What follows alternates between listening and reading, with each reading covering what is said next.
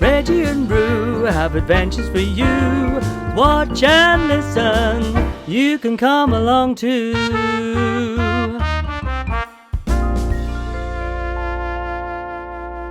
Come on, Roo.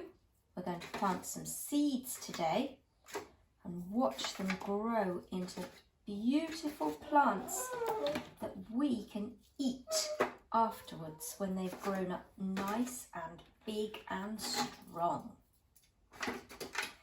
These are special compost discs and they're really hard and round. Now we're going to fill this tray with water and they're going to magically grow. In goes the water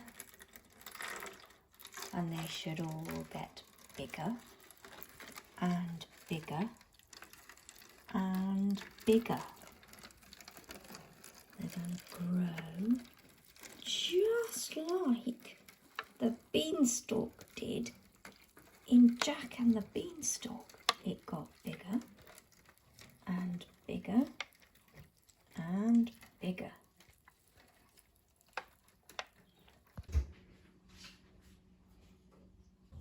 Wow, look at that, Roo! This was really tiny and hard, and when we added water, magic. It's grown. Look how big it is, and it's all squishy and messy. We like mess. Right, let's look at these seeds. So today we are going to have a go at growing some cauliflower and some lettuce and some carrots and some spinach. Yum. Right. Look at these seeds, Roo.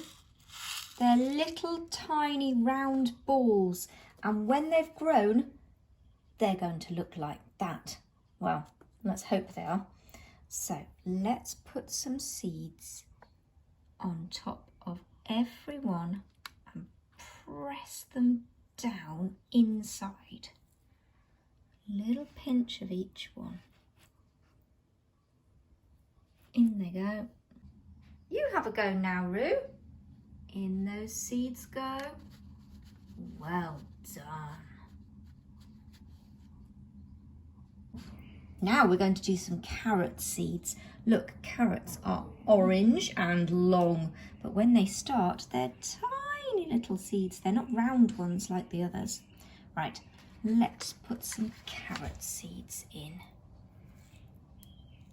In they go. Now we've got some yummy lettuce. Look at these seeds, they're different again. They're sort of flat and brown, very different. Now I think that lettuce was in the story of Rapunzel because the man went over the garden wall and stole the lettuce from the witch's garden. And that's how Rapunzel ended up in the tower. Last but not least, we've got some spinach. All over the floor, spinach. Look at these seeds. They're different again. Much bigger than the other ones. Right, in goes some spinach seeds.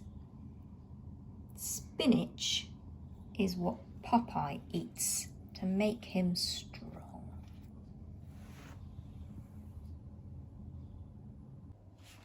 Look, Reggie, these are spinach seeds. I don't think you really want to eat them though. I'm going to put these in the mud instead. Oh, thanks so much, Roo. You got my special marker. Right, this is going to go in the end of every tray to tell us what was in what we're growing. So we've got some cauliflower. We've got some lettuce.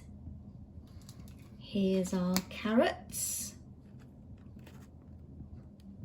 And there's our spinach. Look at this, Reg. Ooh, what's that? Does it smell nice? Oh, thanks, Roo. You've got the lid for me. We're going to put that on. and it makes a nice little greenhouse for inside the house. And we're going to lift it up and put it on the windowsill up there, and then we'll have a look back in a few days' time, and hopefully we will start to see some yummy green shoots. Well done. It's time for a challenge. Do you think you can find yourself a poem and you can read it out loud and then share it with us on the Curtain Up Facebook page?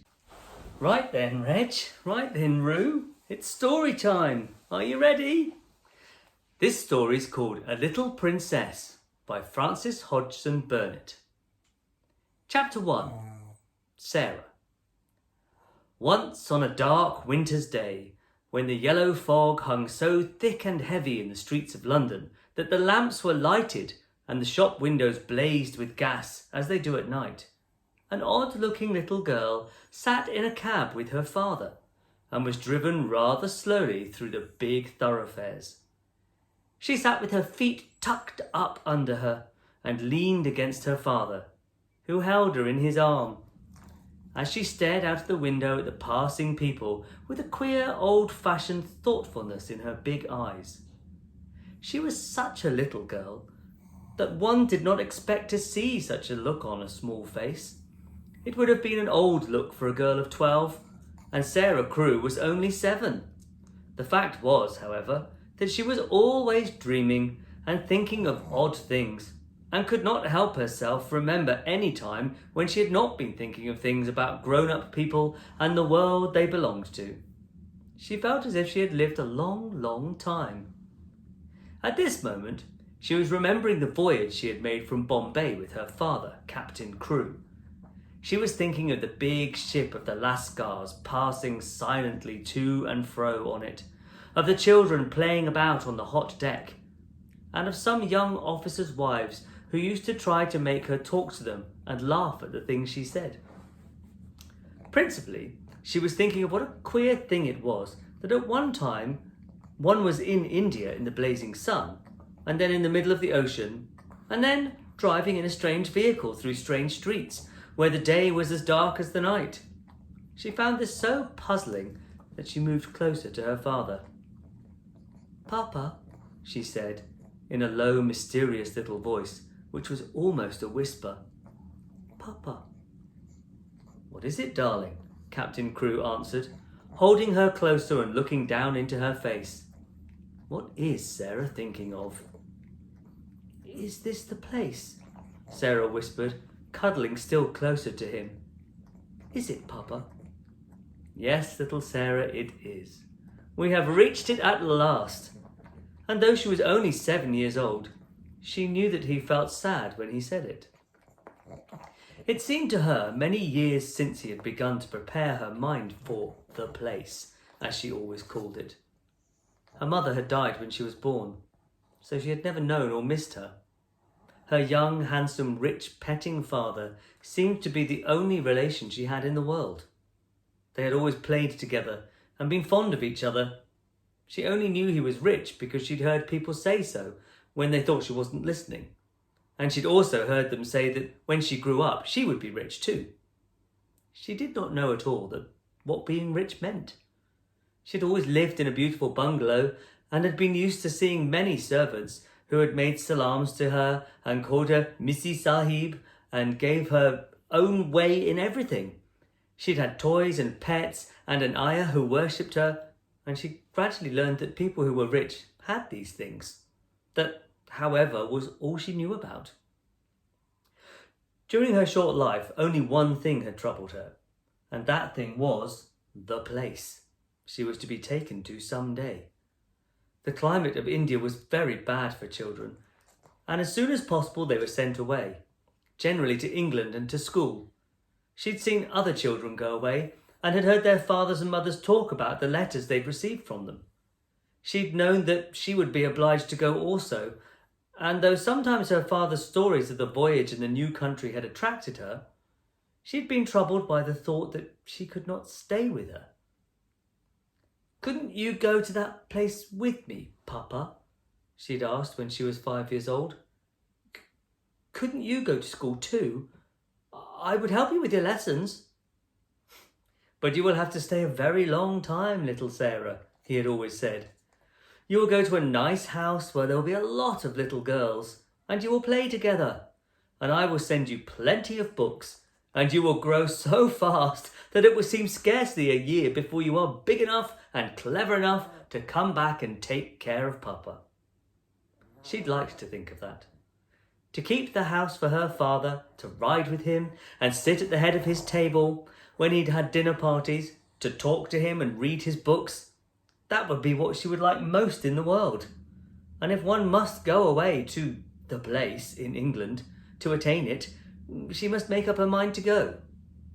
She did not care very much for other little girls, but if she had plenty of books, she could console herself. She liked books more than anything else, and was in fact always inventing stories of beautiful things and telling them to herself. Sometimes she told her father, and he'd like them as much as she did. Well, Papa, she said softly, if we are here, I suppose we must be resigned. He laughed at her old-fashioned speech and kissed her. He was really not at all resigned himself, though he knew he must keep that secret. His quaint little Sarah had been a great companion to him, and he felt he should be a lonely fellow when on his return to India he went into his bungalow knowing he need not expect to see the small figure in its white frock come forward to meet him. So he held her very closely in his arms as the cab rolled into the big dull square in which stood the house which was their destination. It was a big dull brick house, exactly like the others in its row, but that on the front door there shone a brass plate which was engraved in black letters, Miss Minchin, Select Seminary for Young Ladies. Here we are, Sarah, said Captain Crewe, making his voice sound as cheerful as possible. Then he lifted her out of the cab, and they mounted the steps and rang the bell. Sarah often thought afterwards that the house was somehow exactly like Miss Minchin. It was respectable and well furnished, but everything in it was ugly, and the very armchairs seemed to have hard bones in them. In the hall, everything was hard and polished. Even the red cheeks of the moon face on a tall clock in the corner had a severe varnished look. The drawing room into which they were ushered was covered by a carpet with a square pattern upon it. The chairs were square, and a heavy marble timepiece stood upon the heavy marble mantel. As she sat down in one of the stiff mahogany chairs, Sarah cast one of her quick looks about her. I don't like it, Papa, she said. But then I dare say soldiers, even brave ones, don't really like going into battle. Captain Crewe laughed outright at this. He was young and full of fun, and he never tired of hearing Sarah's queer speeches. Oh, little Sarah, he said, what shall I do when I have no one to say solemn things to me? No one else is as solemn as you are. But why do solemn things make you laugh so? Inquired Sarah. Because you are such fun when you say them, he answered, laughing still more. And then suddenly he swept her into his arms and kissed her very hard, stopping laughing all at once and looking almost in tears as if he had them coming into his eyes. It was just then that Miss Minchin entered the room. She was very like her house, Sarah felt, tall and dull, and respectable and ugly. She had large, cold, fishy eyes and a large, cold, fishy smile. It spread across her face into a very large smile when she saw Sarah and Captain Crewe. She had heard a great many desirable things of the young soldier from the lady who'd recommended her school to him. Among other things, she'd heard that he was a rich father who was willing to spend a great deal of money on his little daughter. It will be a great privilege to have charge of such a beautiful and promising child, Captain Crewe, she said, taking Sarah's hand and stroking it. Lady Meredith has told me of her unusual cleverness. A clever child is a great treasure in an establishment like mine. Sarah stood quietly, with her eyes fixed upon Miss Minchin's face. She was thinking something odd, as usual. Why does she say I'm a beautiful child? She was thinking. I'm not beautiful at all. Colonel Granger's little girl, Isabel, is beautiful. She has dimples and rose-coloured cheeks and long hair the colour of gold. I have short black hair and green eyes. Besides which, I am a thin child and not fair in the least. I am one of the ugliest children I ever saw. She's beginning by telling a story. She was mistaken, however, in thinking she was an ugly child. She was not at least like Isabel Grange, who had been the beauty of the regiment, but she had an odd charm of her own. She was a slim, supple creature, rather tall for her age, and had an intense, attractive little face. Her hair was heavy and quite black, and only curled at the tips.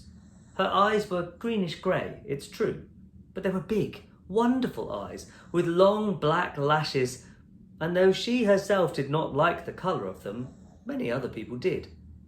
Still, she was very firm in her belief that she was an ugly little girl, and she was not at all elated by Miss Minchin's flattery. I should be telling a story if I said she was beautiful, she thought. And I should know I was telling a story.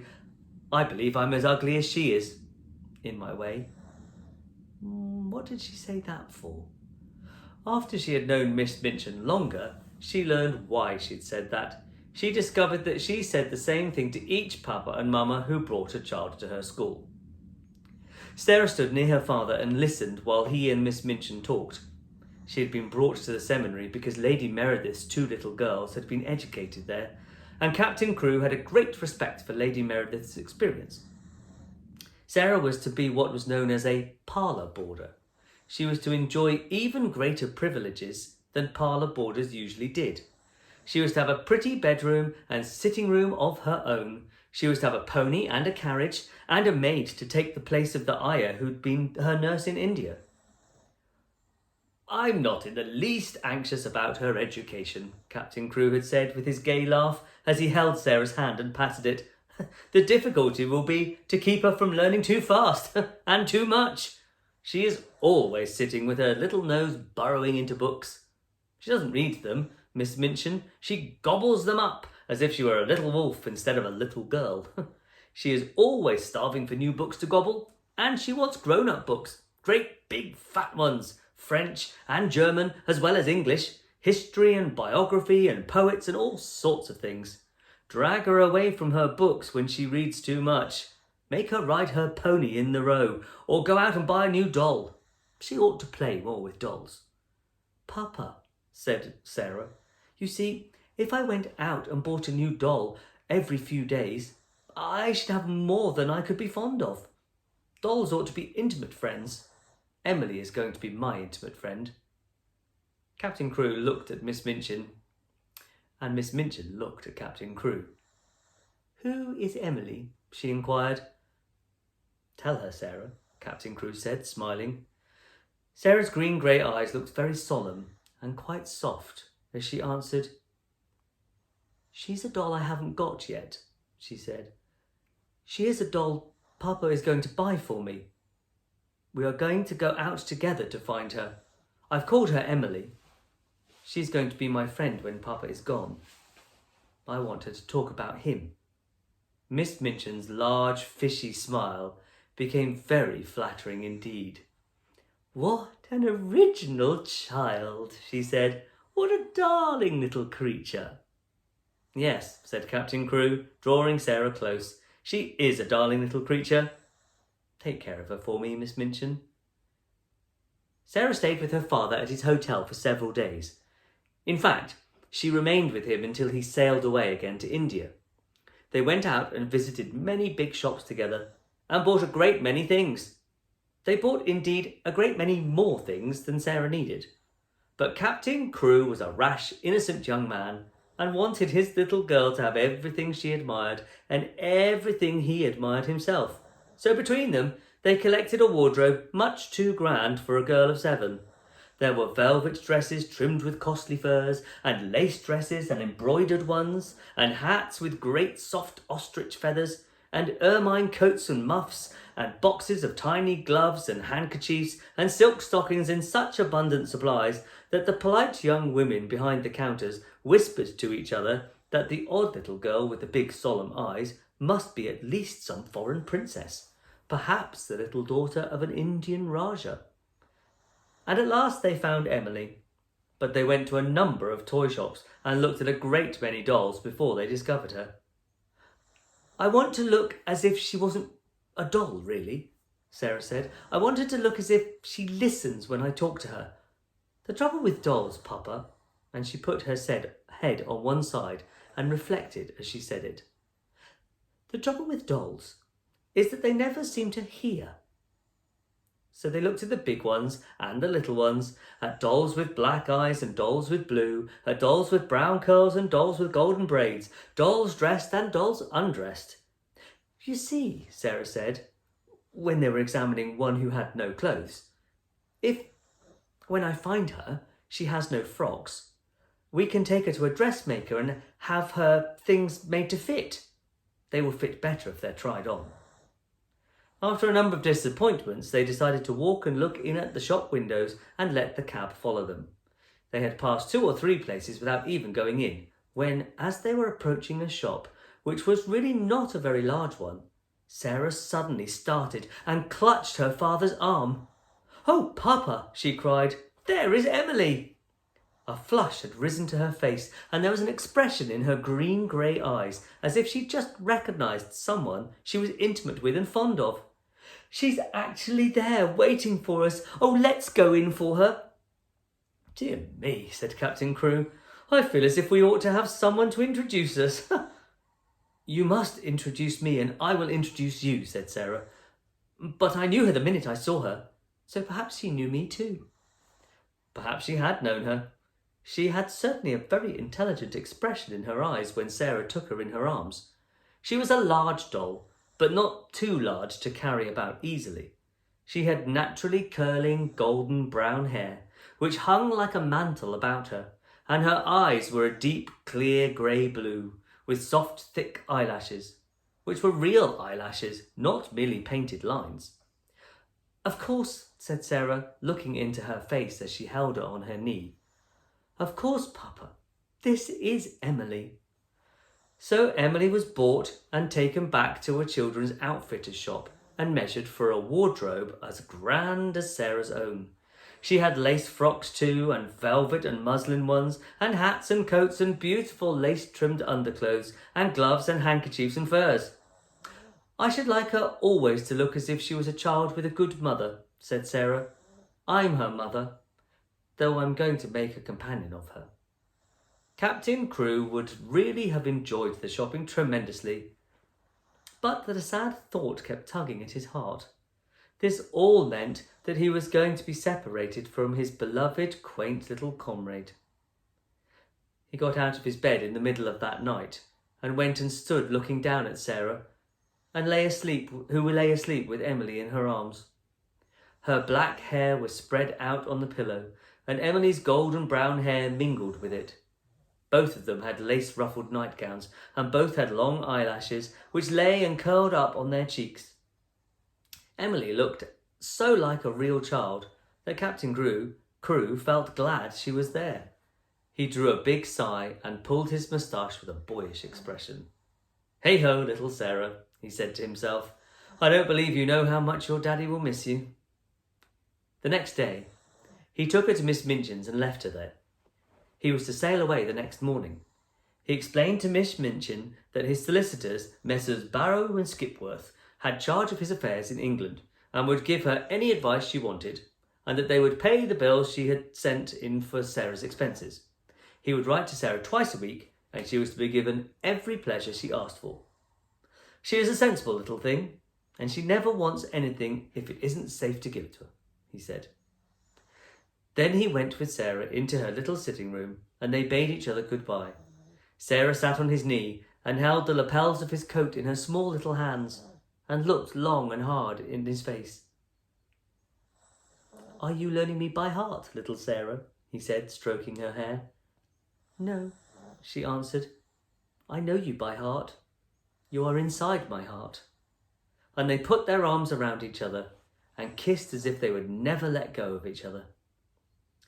When the cab drove away from the door, Sarah was sitting on the floor of her sitting room with her hands under her chin and her eyes following it until it turned the corner of the square.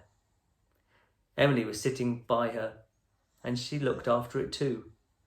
When Miss Minchin sent her sister, Miss Amelia, to see what the child was doing, she found she could not open the door. "I've locked it," said a queer, polite little voice from inside.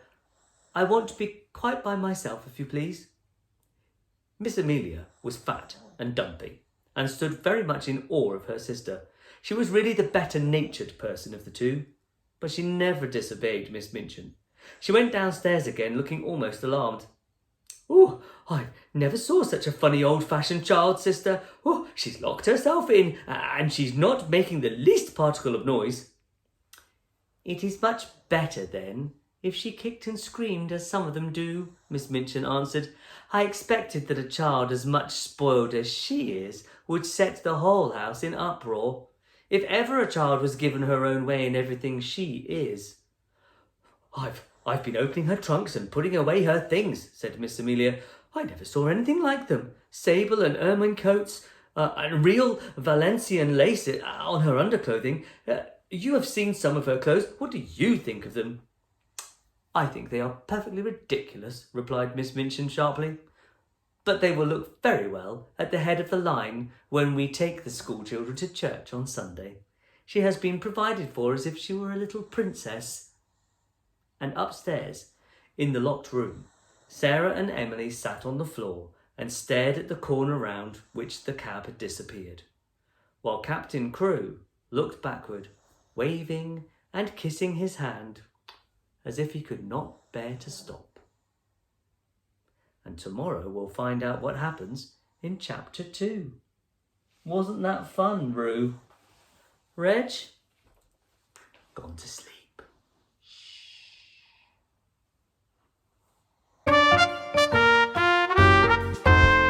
Reggie and Roo have adventures for you. Watch and listen, you can come along too.